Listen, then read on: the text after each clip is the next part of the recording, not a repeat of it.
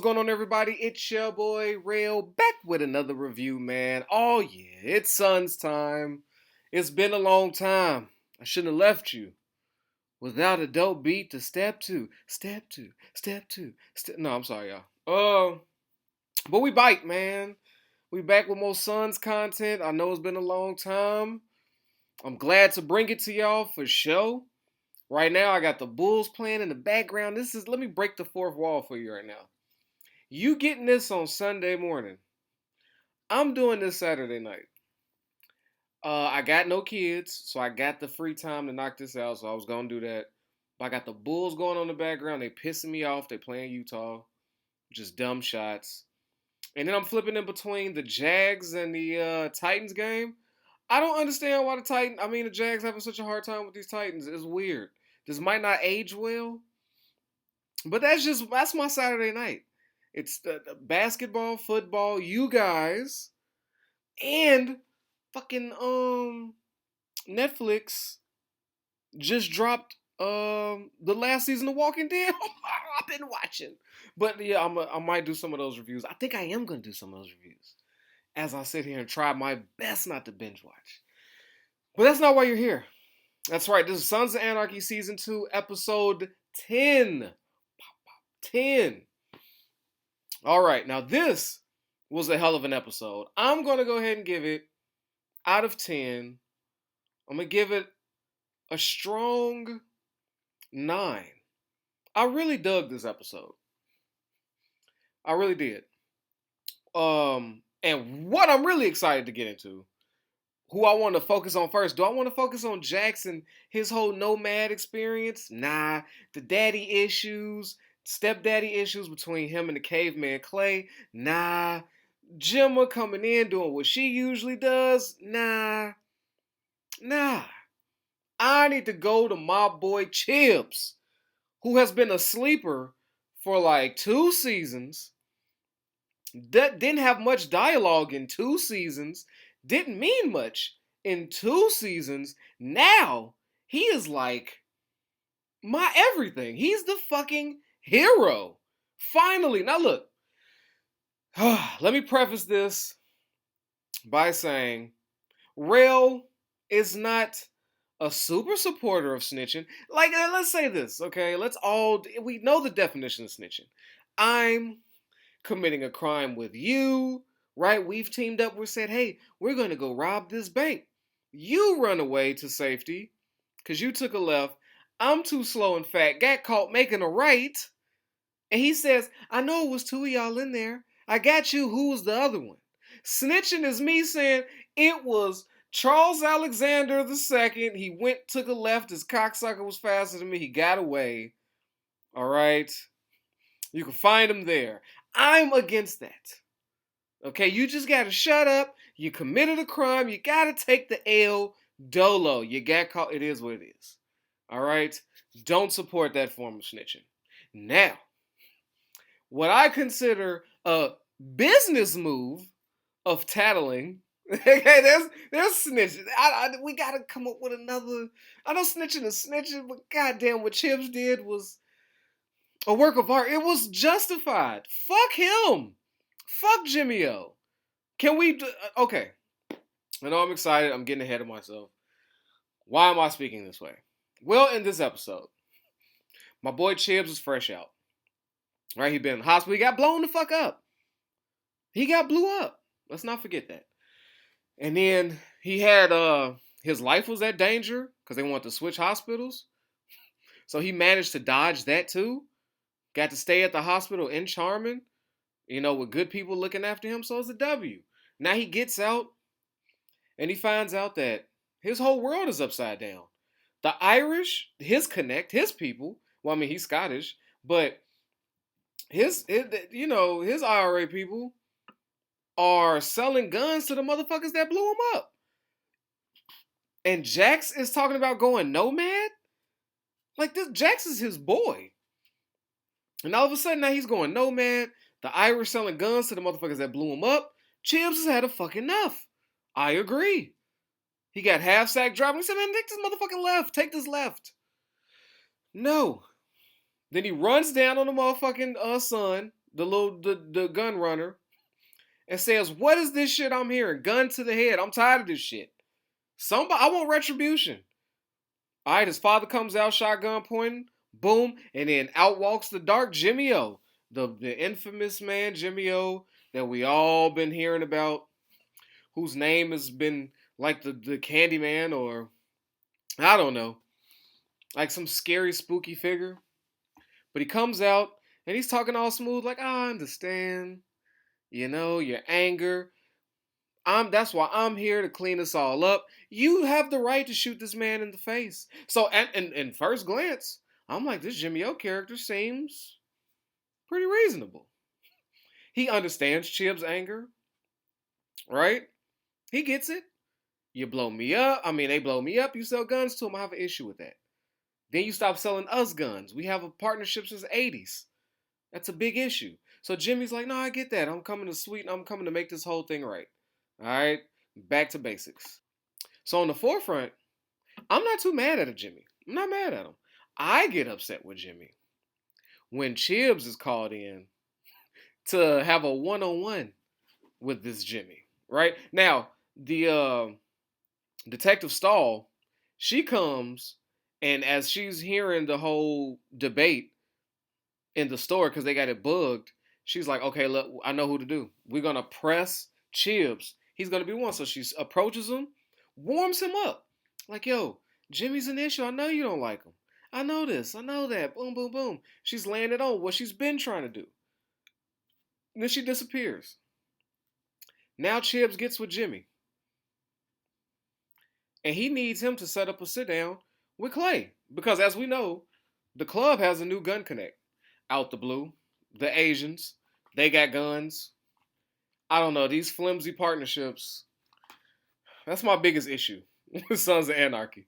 They're business relationships with people that they always try to murder, or who try to murder them, or who cross them, and it's just they get back to business. It's too much. It's too much. But Jimmy wants to be the supplier to the Suns again. All right. And he needs Chips to orchestrate this. Chip says, "Fuck you," for obvious reasons. We find out that Jimmy O took his wife and kicked him out of Ireland, or the IRA banned him. Now, what makes Jimmy a monster? Outside all that, you lost your girl, lost your friends, your homeland, IRA. I understand. I understand Chip's anger. But when this man told Chips, "You know what? What's her name? Like your ex-wife? She's starting to lose her looks, but your daughter? Oh yeah. Body coming in nice, looking good, all this creepy old man shit." I'm thinking I might want to trade in. Trade the old one in for the younger version. Why not? It's not my daughter. So Chibs is pissed. You hear this man who took your wife, kicked you out of Ireland, and now is threatening to kick you, get rid of your wife, your ex-wife, and smash your daughter? Oh, you've crossed all lines. All lines. Okay, Bulls. Yeah, you crossed all lines. That's it. So now Chibs is back with Stall. Like, you know what? Yeah, total immunity for the club. That that whole about to go in there and murder that dude in front of the whole church. My crew did that. Nope, we don't get charged for that either. And I need protection for my ex and my child. That's it. I need all those things. So in Chib's deal, he's willing to give up Jimmy O, who is the filthiest motherfucker in my. I mean, come on. Fuck him. Listen to what he told Chibs. That's crazy. No. And these same people went behind their back and selling guns to Zobel and them. No. No. So I'm a fan of this deal. Chibs is my hero. He's my snitching hero. That finally, I wanted Jack to take the deal back when, but this, even better. This one's even better. So hey, not mad at Chibs. We got to call that something else. But that was awesome. And we see that the son gets rolled up on. And he doesn't quite give Jimmy O, but he gives up his dad? I said, oh, that's nasty work. That's nasty work. But Stall, she finally got what she wanted and is on the move. So, yeah, it's looking bad for the IRA right now. Now, at the same time it's looking bad for the IRA, it's looking real good for Clay. Clay got his car out the way, right? Kara. He didn't want nothing to do with it. It's out the way. That chapter's done like he wants. Guns are back on the menu without any delay, okay? And then he gets a special little prize, right? Through his legal business, towing cars and fixing them. They come across an indigenous person's car that hasn't paid their bills with ammo in the back. And just like the proper criminal, he goes and asks about him. Hey, what's the deal here? So then, throughout that conversation, hey, y'all make bullets, we sell guns, let's do some work. So now he's getting an ammo connect and apparently a shrooms connect. They give us a little comedy moment with Tig and Half Sack getting half these shrooms. And so while that's looking good, this is another one of those little businesses things that just throw me off. He goes back with the Niners and is like, yeah, I got ammo for you. And he's like, cool, I'll take this ammo deal. We run out of guns. Yeah, we got that guns coming too. And we got shrooms. I'm just like, why is the Niners doing business with Clay? Why I don't know. They are the most desperate. They gotta be. The Mayans must be whooping they ass for them to even consider fucking with Clay. I wouldn't. Oh my god, I'd have to be down bad, down real bad to keep fucking with Clay. But like I said, more streams of revenue for Clay. So he's in there. It's looking good for him. And this whole talk of Jax with the Nomad. Let's be real. This is the first time in a long time. There you go, Debo. This is the first time in a long time. Okay, that Clay has been honest. I haven't seen a 100% honest Clay until this episode, dead ass. Because Jax is running around as he made his nomad decision. He's prepping people, letting them know what he wants, because it's got to come to a vote. So he's trying to get the votes to allow the people to let him go nomad. All right, so he's dropping in on Juice. You know, he had that conversation with Chib. People, Piney, all this. Piney gave him a what's what. His mom had a conversation with him. So you could feel Jax switching up. Like, damn, maybe I shouldn't go nomad. Especially after he talks to Unser about the fire at Kara because he put that blame on Clay. Find out it wasn't Clay. So then he comes and apologizes like a real man. They still beefing. But what really broke him, I think he still wanted to go nomad. But what really tipped the scales is when he asked Clay, do you want me gone? And this is the first time Clay was fucking honest. Looked him in the face and said, you know what? Yeah. Yes, I do. I got my guns. I got cheap ammo. Okay, I want to stick the gun running. I don't want to argue with my VP. I want you nomad so I can get back to business. Maybe some time in between, Who knows? But he wants his shit back. He wants his club back with no kickback. The Clay is tired of having votes and all this talk back. He's sick of the shit. And he didn't dance it up at all. He was finally honest. I said, holy shit. And that looked like it hurt, Jax for a minute. But he understood. They went there, they all voted, and I saw that Jax's face, I don't know, maybe it's me, but at the table I felt like Jax wanted some resistance. Like he was hoping somebody would be like, no, we need you. Not letting you go nomad. Because, just like anything else, you might say, like, yo, I hate, surprise parties. I don't want no surprise party. Or I don't like parties. I don't want a party for my birthday. Or no, we ain't going to do gifts this year. We don't need to do no gifts for Christmas. You might say that. But deep down, you would love a gift for Christmas. It might have came out your mouth like, yeah, we ain't doing gifts. But if a gift came your way, bring you to tears. You don't like parties, but a party thrown in your honor? You want somebody to be like, no, fuck what you talking about. We're going to celebrate you. And you go, you're right. I deserve this party. So, I can see them looking for that. I see Jax looking for that type of, but he didn't get it.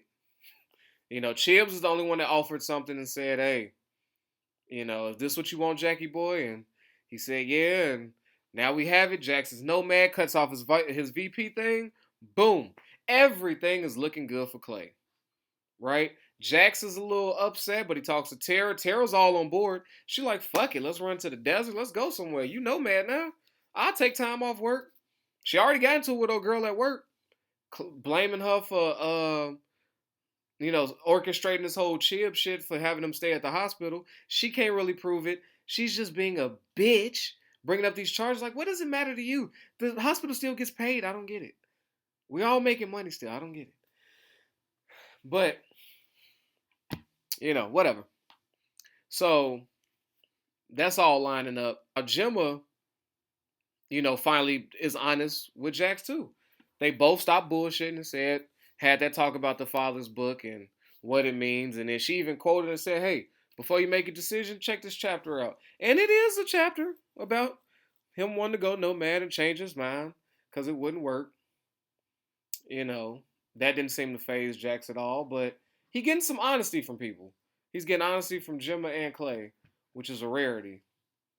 But in true Gemma fashion, she let everybody try, right? She tried to talk to Tara, right? She came to Tara and said, you don't want Jax running around state to state, right? When people gunning after him and it's unsafe. You don't want that. So she tries to go the Tara route. Doesn't work. Tara's with her man. And she tries to talk to Clay, but Clay is fucking over Jax. He's over it. He's tired of fighting with him. Tired of hearing this Donna shit. And speaking on that Donna shit, Clay is extra nasty. As Opie sits there and they talk about fatherhood, and he's like, man, it's just so hard for, everything went crazy after Donna. He's spilling his heart to Clay. Like, things going, Donna, I don't know how to, console my kids. And Clay's giving him advice on how to console the kids for the death of the mother that he committed. Just nasty shit. I can't stand Clay. I really can't. Anytime I see him and Opie together, it just churns my stomach. It's just nasty work. But Gemma gives everybody an opportunity to stop Jax, all the while having the big joker up her sleeve. For those of you who play spades, the big joker is the ultimate, but if you ain't playing black spades, then you're probably playing with the ace of spades. So that's your big card. So she's got a guaranteed book. And she just sits him down, breaks it down to him, and lets her know what Zobel and them did to her. The biggest violation that happened to her that she's been holding a secret to. And it damn near breaks Clay. Jax is on fury mode. And he ain't going nomad. He can't go nomad. Not after what these motherfuckers did to his mama. No way. No way. So again, Gemma saves things and brings the squad back together. And next episode should be a doozy. I see them going full speed at Zobel, and they should have a little leniency because Chibs did the super snitch move and helping them out, and I ain't mad at it. All right? So, hopefully I got another, I'm not going to tell you when another Sons reviews it because I don't want to lie, but there'll be another one. But until that time, man, protect your health, yourself, your wealth. Your boy Rel is out of here, man. Peace. Yo, I know I don't need no introduction, but y'all know who it is, man. It's your boy Hollywood Rel, and I appreciate you for sliding through and watching these videos. But you know what I need from you? All right, if you ain't already, I need you to like this and subscribe this, man. We at 1,000 trying to get to 2, all right? Push it for your boy. Get them algorithms up. So when it come to that subscribe button,